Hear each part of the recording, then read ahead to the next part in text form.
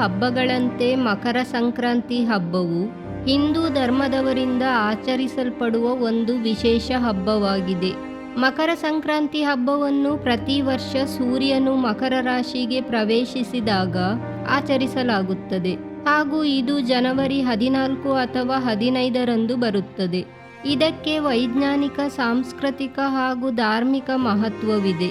ಈ ದಿನದಂದು ಸೂರ್ಯನು ಉತ್ತರಾರ್ಧಗೋಳದಲ್ಲಿ ಚಲನೆಗೊಳ್ಳುತ್ತಾನೆ ಮತ್ತು ಇದನ್ನು ಶ್ರೇಷ್ಠ ಸಮಯ ಎಂದು ಭಗವದ್ಗೀತೆ ಸಹ ಉಲ್ಲೇಖಿಸಿದೆ.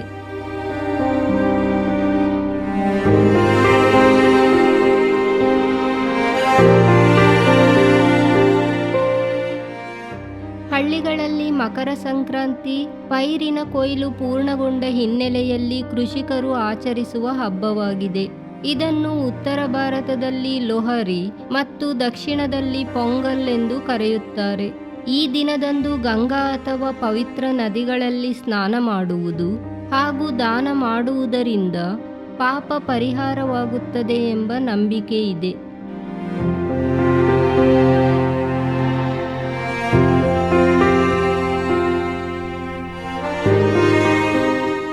ಕರ್ನಾಟಕದಲ್ಲಿ ಈ ಹಬ್ಬದಂದು ಎಳ್ಳು, ಬೆಲ್ಲ ಮತ್ತು ಕಬ್ಬಿನ ಸಣ್ಣ ತುಂಡುಗಳನ್ನು ಹಂಚುವುದು ವಿಶೇಷವಾದ ಆಚರಣೆಯಾಗಿದೆ.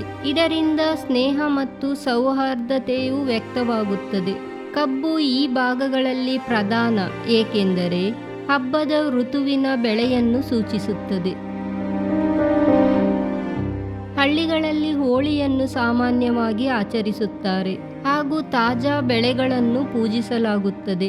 ಮಹಿಳೆಯರು ಗುಂಪು ಗುಂಪಾಗಿ ರಂಗೋಲಿಯನ್ನು ಬಿಡಿಸುವುದರೊಂದಿಗೆ ಸಂಕ್ರಾಂತಿಯ ಹಬ್ಬವನ್ನು ಸಡಗರದಿಂದ ಆಚರಿಸುತ್ತಾರೆ. ದನ ಕರುಗಳನ್ನು ಸಿಂಗರಿಸಿ ಮೆರವಣಿಗೆ ಮಾಡುವುದು ಇನ್ನೊಂದು ಧಾರ್ಮಿಕ ಪದ್ಧತಿಯಾಗಿದೆ ಮತ್ತು ಅವುಗಳನ್ನು ಬೆಂಕಿಯಲ್ಲಿ ಹಾಯಿಸುವ ಸ್ಪರ್ಧೆಯು ಹಳ್ಳಿಯಲ್ಲಿ ಕಂಡುಬರುತ್ತದೆ. ಮಕರ ಸಂಕ್ರಾಂತಿಯಂದು ಕೇರಳದ ಶಬರಿಮಲೆಯಲ್ಲಿ ಕಾಣುವ ಮಕರ ಜ್ಯೋತಿಗೆ ಹೆಚ್ಚಿನ ಪ್ರಾಧಾನ್ಯತೆ ಇದೆ. ಅಯ್ಯಪ್ಪ ಸ್ವಾಮಿ ವ್ರತಧಾರಿಗಳು ಶಬರಿಮಲೆಗೆ ತೆರಳಿ ಸ್ವಾಮಿಯ ಪಾದಕ್ಕೆರಗಿ ಮಕರ ಜ್ಯೋತಿಯ ದರ್ಶನವನ್ನು ಪಡೆದರೆ ಜನ್ಮ ಸಾರ್ಥಕವಾಗುವುದೆಂಬ ನಂಬಿಕೆ ಇದೆ. ಇದರಿಂದಾಗಿ ಬೇರೆ ಬೇರೆ ರಾಜ್ಯಗಳಿಂದ ಲಕ್ಷೋಪಲಕ್ಷ ಜನರು ಈ ಜ್ಯೋತಿಯ ದರ್ಶನಕ್ಕಾಗಿ ಪ್ರತಿ ವರ್ಷ ಶಬರಿಮಲೆಗೆ ಮಕರ ಸಂಕ್ರಾಂತಿಯಂದು ಆಗಮಿಸುತ್ತಾರೆ. ಉತ್ತರ ಮತ್ತು ಪಶ್ಚಿಮ ಭಾರತದ ರಾಜ್ಯಗಳಾದ ಜೈಪುರ ಮತ್ತು ಗುಜರಾತಿನಲ್ಲಿ ಗಾಳಿಪಟ ಹಾರಿಸುವ ಸಂಪ್ರದಾಯವಿದೆ.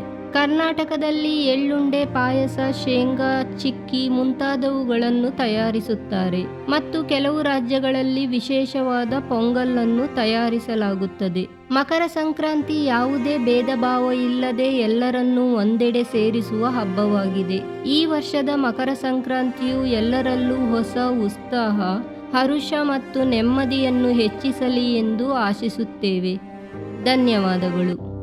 ಈ ವಿಡಿಯೋ ನಿಮಗೆ ಇಷ್ಟವಾಗಿದ್ದಲ್ಲಿ ಲೈಕ್ ಮಾಡಿ, ಶೇರ್ ಮಾಡಿ, ಸಬ್ಸ್ಕ್ರೈಬ್ ಮಾಡಿ. ನಿಮ್ಮ ಅನಿಸಿಕೆಗಳನ್ನು ಕಮೆಂಟ್ ಮಾಡಿ.